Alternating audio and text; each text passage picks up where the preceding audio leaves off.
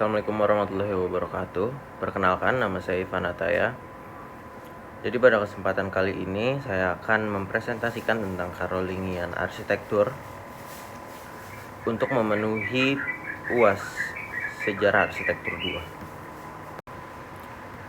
Poin pertama, apa itu Carolingian?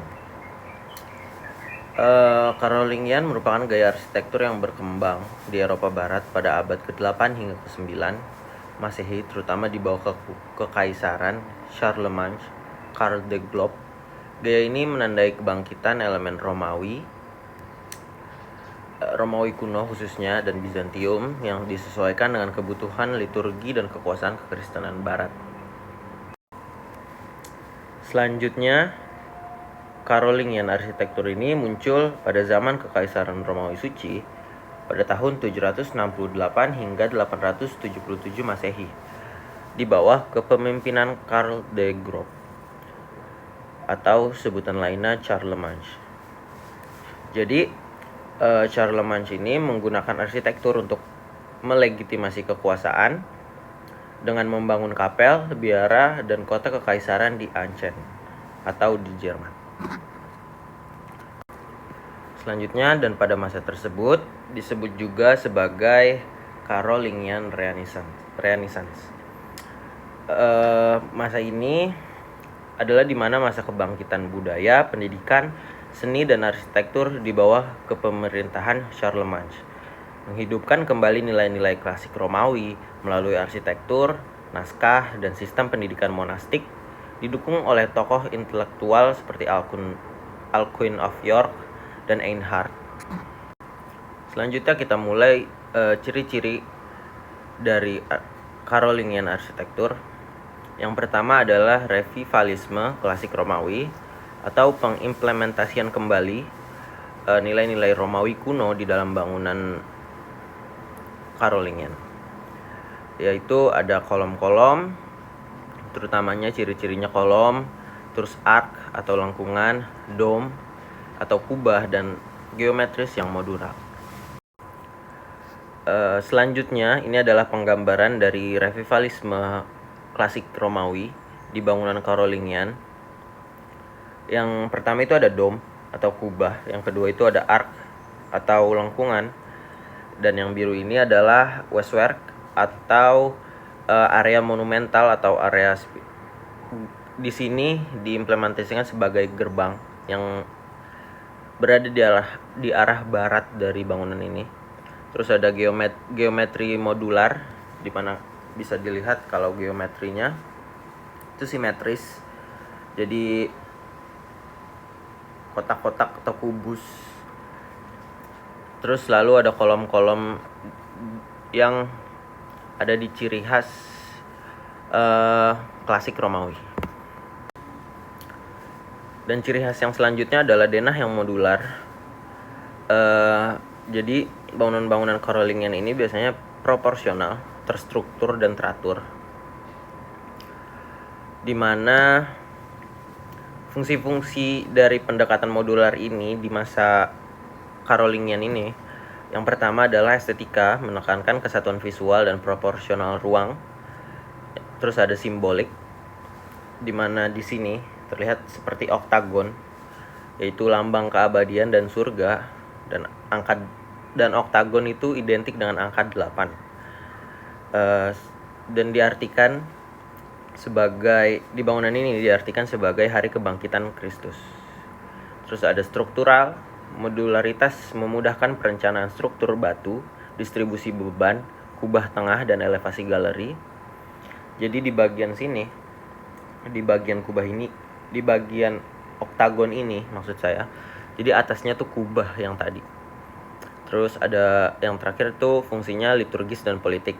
Posisi kaisar di lantai 2 atau tribun, berada di modul pusat secara simbolik paling dekat dengan Tuhan. Selanjutnya ini adalah ilustrasi denah modular dari, jadi bangunan yang tadi, denah yang tadi sama gambar yang sebelumnya itu adalah Palatin Chapel di Aachen atau Jerman. Jadi di bagian yang pertama itu Westwork, area monumental barat, tempat masuk utama di tribun kekaisaran. Terus yang area abu-abu ini adalah ambulatori, sirkulasi melingkar dengan modul geometri. Terus ada oktagon, ruang inti yang menjadi pusat spiritual dan arsitekturalnya. Terus ada apse, ruang suci di timur, tempat liturgi berlangsung. Ini apse, ini ambulatori, ini oktagon, dan atasnya itu waswork. Selanjutnya adalah interior tinggi dan kubah, vertikal dan megah biasanya, dan spiritualitas, mengandung filosofi spiritual. Jadi banyak di bangunan Carolingian ini menggunakan kubah sentral pada ruang ibadah utama yang terinspirasi dari zaman Bizantium, era Bizantium. Jadi ruangnya terasa megah dan vertikal, menunjukkan arah spiritual ke atas atau ke Tuhan.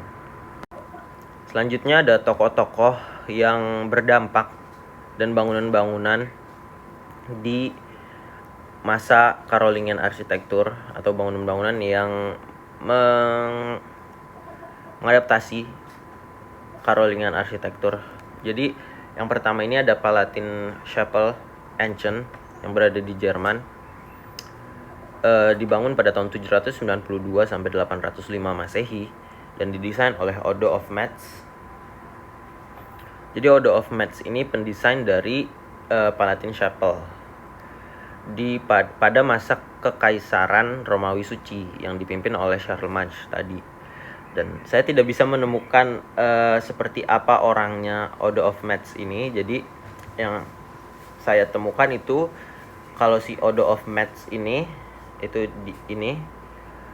memberitahu gambar desain chapel ini kepada Charlemagne atau Karl the Groot. Selanjutnya ada Fulda Abbey yang berada di Jerman. Jadi bangunan ini juga termasuk dalam bangunan Carolingian arsitektur yang didesain oleh Sturm. Selanjutnya tokoh yang berdampak ada Benedict from Anian. Jadi dia mendesain Seine-Gall atau rencana sih untuk biara dan gereja.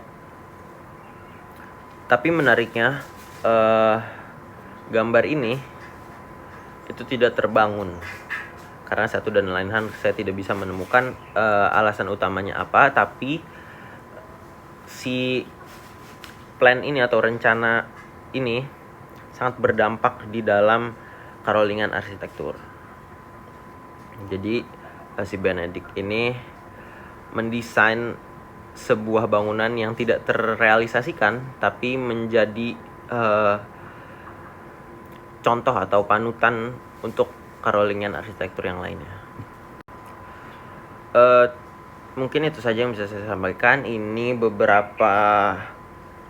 beberapa sumber yang saya dapat untuk materi presentasi kali ini. Yang pertama ada Wikipedia Carolingian Renaissance, Wikipedia Karl the Groot, Wikipedia Carolingian Architecture, Study.com Carolingian Architecture, dan British Columbia Pressbook Carolingian Art.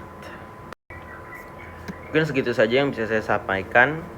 Kurang lebihnya mohon maaf. Wassalamualaikum warahmatullahi wabarakatuh.